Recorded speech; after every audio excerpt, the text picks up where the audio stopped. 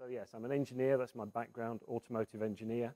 I've run a number of different businesses, France, Italy, US, back in the UK now. Most recently, I ran Cooks & Gold, which is the largest UK manufacturer and distributor of precious metal products and services and ancillary products as well for the jewellery and other industries based in Birmingham. So I've been asked through the liaison with Make UK to talk about digital manufacturing and the link in with sustainability. And I'm going to start with a few questions, and I have to say I've got far more questions than answers. The first thing, real horrible open-ended question, what's important? So I'd just like you all to think, what's important to you? To you, your businesses, the entities where you work, manufacturing, to the UK, to the world, what's important? As wide and as vague as that, and I'll come back to that later. I all of a sudden heard something then. Is that okay? Can you hear me okay? Yeah. So then the other questions I'm going to try and address, why is digital important? And has it always been important within the manufacturing world? Where are we heading? Where should we be heading? You know, and he's already appeared once, but you've got to talk about Elon Musk in this world, I feel. He's always in there somewhere. So I'm going to pick up on Elon again. So to start with, first question, what does digital mean to us? And to me, in a very simplistic engineering sense, it's all about data and the data manipulation, how we take the data, analyze it, use it, generate information, as just said there, so that we can improve our businesses. And has that data and has working with data always been important in manufacturing? I would say absolutely. It's never changed. It's always been that way. We've always needed data. So to a certain extent, we've always been a digital business. So what's changed? Well, loads of things have changed in terms of how much data we've got, how we can assess it and analysing it, how we can model things. That's changed hugely. But in many cases, nothing has changed. And it's really where we were before. And I would say, there's another question, what do we all do if we've got a problem in our manufacturing world? And you could probably take this wider than that. But if we've got a problem to do with quality, to do with capacity, to do with the customer demand, stock levels, whatever it is, what do we do? Well, it's fairly straightforward, I think. We set up a metrics, Route 101 manufacturing, set up a metric, the key performance indicator, we measure it. First point. And that's the way we will always work. Back in the old days, my first role as a manufacturing process engineer, we had problems manufacturing engine bearings, so rod bearings and main bearings around the crankshaft, and manufacturing the thickness of those to tolerance, because we had to manufacture to 3 microns, and we really struggled. Really difficult. So first 3 months of my project wasn't involved in anything to do with the manufacture of them. We couldn't measure the damn things accurately enough. You can't just put a mic on them. So it was all to do with measuring them, getting the data. Now then I had to produce charts with paper and pencil and looking at what the variation was, you know, calculations with a calculator, what Six Sigma variation was, none of the shaning techniques, black belts, green belts, every sort of belt. It was real basic, but it's exactly the same as what we do now. And to a certain extent, that hasn't changed. So the next question is, well, what data is important? You know, and this is where I'm going to start talking about Elon again. So Tesla, fascinating business. You know, I've over the summer went back to France, met a lot of my old business and personal friends. One of my close friends has just bought the new top-of-the-range Tesla, the big gull-wing thing, monster machine, 1,000 horsepower, 0 to 60, 2.1 seconds for a family saloon car. It's bonkers, utterly bonkers. The range, though, is a key factor for it. And what he's pleased about is that he gets 450 kilometers out of it. Not when he's using the full 1,000 horsepower, but he gets a significant range. And it's obviously increasing, and that's where a lot of the work's gone on in the automotive field there with electrification. But what he's most impressed at with his vehicle is the setup of the car and how what he says it's improving. Because he lives in Annecy, where we used to live as well, so this is in the foothills of the Alps. He works in Chamonix, because he runs Chamonix, and the operations there. So he's got some serious mountain roads. Every single Tesla vehicle that goes up and down those roads feeds back via the Tesla network. You know, I know there's questions about privacy, etc. But his car, with the settings, the suspension and everything else, he says improves month after month, and he's now has a much better ride to work than he had when he bought the car. But more important than that, for Tesla, okay, the range is important, the power, the acceleration, and everything else. Their key issues they consider is the charge point network.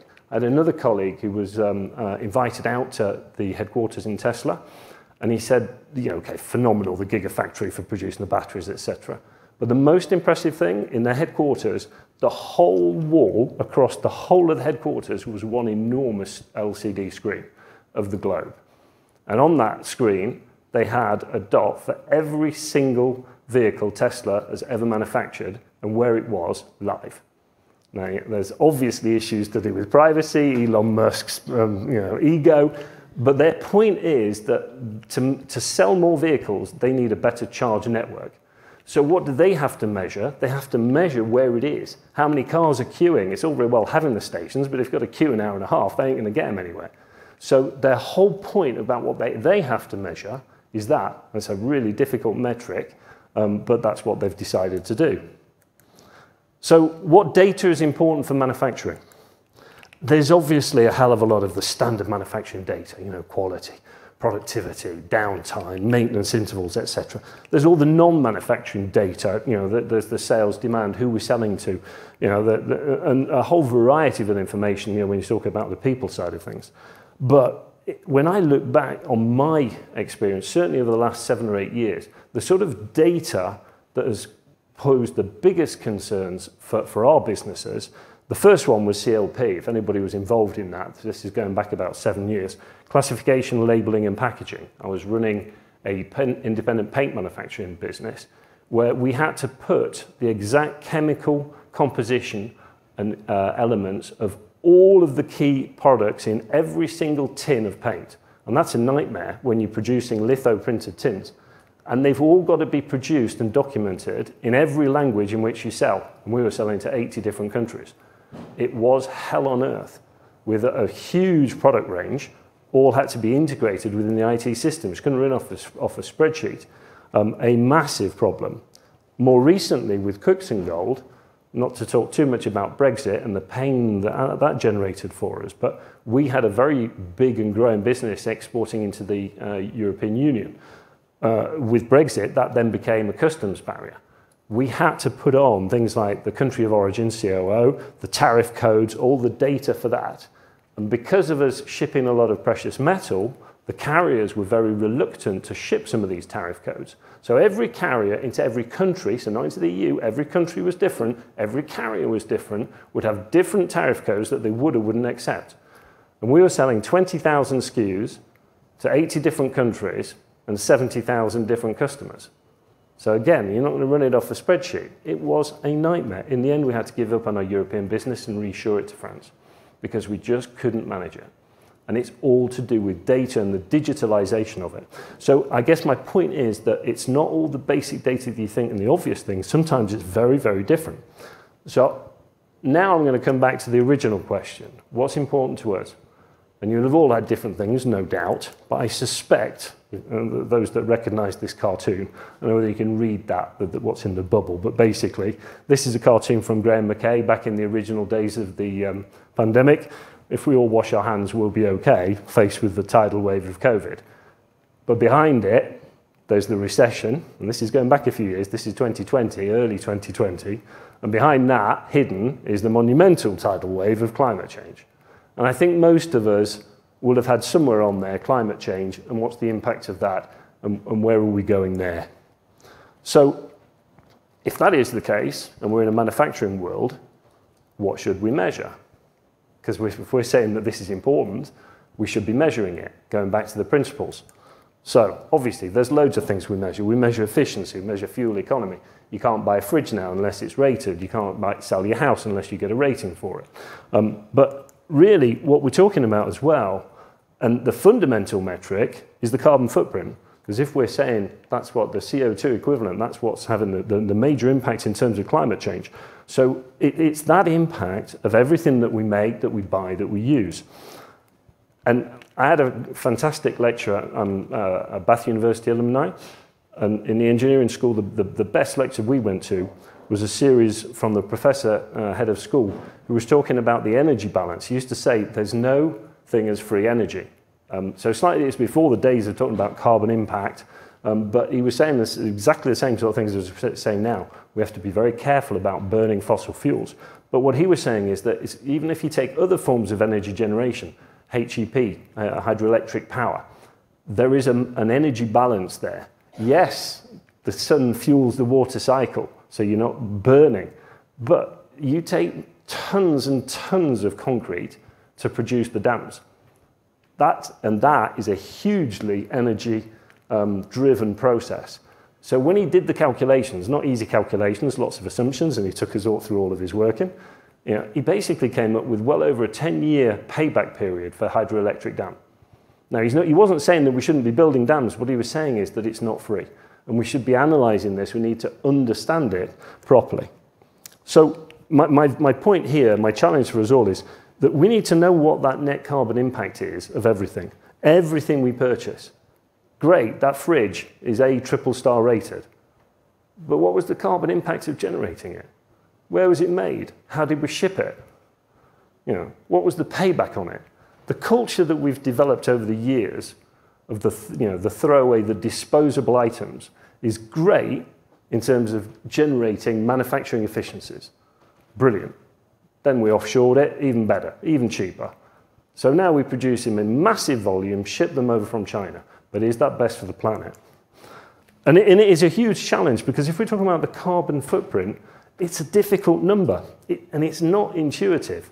Working it out is really difficult. The business that I ran, Cooks and Gold, through Make UK, we won the national award this year for sustainable and ethical manufacturing. So we were considered to be wonderful. Well, we weren't wonderful at all. We really struggled. It was not easy. We had to get a lot of help from the University of Coventry. And even with that, we had big arguments. When we came out with the numbers, it was so weird. And we went through it and we kept saying, it's wrong, it's got to be wrong. It can't be that many thousands of tons. And we had an error in the spreadsheet. It's not a tangible number. It really isn't. It's very easy to adjust the scope of it as well. So for anybody who's been involved in this, scope 1, scope 2, your direct fuel, etc., and then the indirect through the fuel that you consume. Scope 3, which is far more wider in terms of transport, etc. But for us, making things like, for example, jewellery semi-finished products, if you take a wedding ring, the carbon impact of that, more than 99% is the extraction of the gold. So if you're doing some wonderful things, but you're not even addressing 1%, does it really matter? So our whole strategy was geared on making sure that we used nothing but recycled gold and silver in the products that we produced.